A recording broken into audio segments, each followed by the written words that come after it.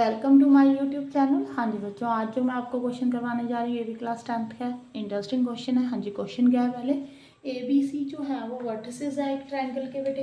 आप पहले एक ट्रायंगल ड्रॉ कर लो। ठीक है जी, ये ए है, ये बी है, ये सी है। जो ए पॉइंट है वो कितना दिया हुआ है, 5, -1। ठीक है जी, बी पॉइंट -3, -2 बेटे, सी -1, 8। ठीक है जी, फर्स्ट लाइन में आपको जो इन्फॉर्मेशन दी हुई है पहले आपने वो लिख ली। आगे देखो, find the length of the median through the vertex ए। यहाँ से आपने एक मीडियन ड्रॉ करना है बेटे, इसको नेम दे लो चलो डी। ठीक है जी, ए से ड्रॉ करना है। अब उन्होंने बोला है इस मीडियन की लेंथ फाइंड करनी है। लेंथ फाइंड करनी है बेटे, length of A D find करनी है। ठीक है जी, या आप ऐसे भी बोल सकते हो इन दोनों पॉइंट के बीच में डिस्टेंस फाइंड करना है। ठीक है, अब देखो अगर आप यहाँ पे डी पॉइंट निकाल लो, ठीक है, आपने डिस्टेंस फार्मूला पढ़ा हुआ है, आपने डिस्टेंस फार्मूला लगाकर ए डी का डिस्टेंस फाइंड कर देना, लेंथ फाइंड कर देनी है। बट डी कैसे फाइंड होगा बेटे, आपको ना मैं ये बताती हूँ, जब भी आप मीडियन ड्रॉ करते हो तो जब वो जिस लाइन के ऊपर मीडियन ड्रॉ कर रहे हो ना, ए से पॉइंट ए वर्टेक्स से स्टार्ट किया मीडियन ड्रॉ करना। ठीक है जी, ए बी सी के ऊपर मीडियन ड्रॉ किया है तो यहाँ पे डी जो होता है वो बी सी का मिड पॉइंट होता है।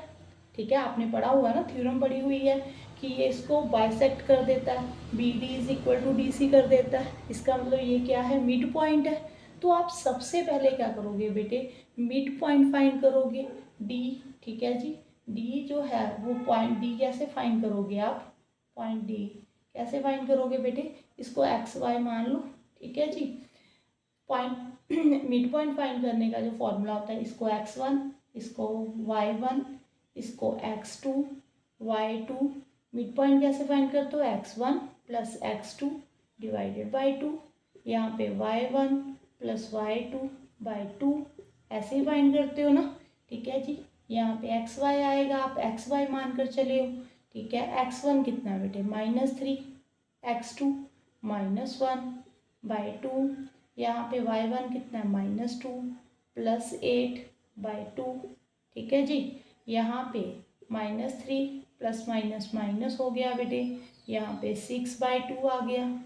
ठीक है जी, आगे देखो माइनस माइनस कितना होता है, प्लस। ठीक है, यहाँ पे -4/2 आ गया बेटे, यहाँ पे 6/2 आ गया। अगर आपने ये वाला पॉइंट निकालोगे कटिंग कर कर तो -2 और 3 आ जाएगा। ये जो xy था ना, -2 और 3 आ गया बेटे। अब देखो डी पॉइंट आपने फाइंड कर लिया, मिड पॉइंट है डी ए बी सी का, यहाँ पे मेंशन भी कर देना D is the mid point of B C. ठीक है जी, जब एग्ज़ाम में ऐसे क्वेश्चन आए तो पूरा मेंशन करना कि हम जब भी मीडियन ड्रॉ करते हैं तो वो बाइसेक्ट करता है थर्ड साइड को। ठीक है जी, आगे देखो बेटे, अब आपने मीडियन पॉइंट फाइंड कर लिया ना, अब लेंथ फाइंड करनी है एडी की। यहाँ से तो कोई मुश्किल काम नहीं है। अब एडी की लेंथ फाइंड करने के लिए ये ए पॉइंट है 5 - 1, डी जो है -2,3 है। डिस्टेंस फाइंड करना है। डिस्टेंस कैसे फाइंड करते हैं बेटे, आपने फॉर्मूला पढ़ा हुआ है।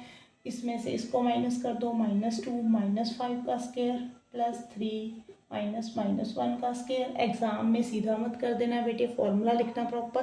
ठीक है, कई बार मैं ऐसे क्वेश्चन समझा देती हूँ, फिर आप मुझसे कमेंट बॉक्स में पूछते हो कि मैम ऐसे ही लिखना है। ठीक है, देखो एग्जाम में जब भी क्वेश्चन आएगा तो स्टेप पूरे लिखने हैं आपने।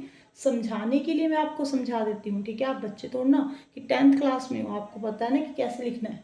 माइनस माइनस प्लस -7 का स्क्वायर, यहाँ पे -+3 + 1 4 का स्क्वायर, ये आ गया बेटे 49 + 16, ये आ गया 9 + 5, ये आ गया बेटे 65। ठीक है जी, यहीं पे छोड़ दो।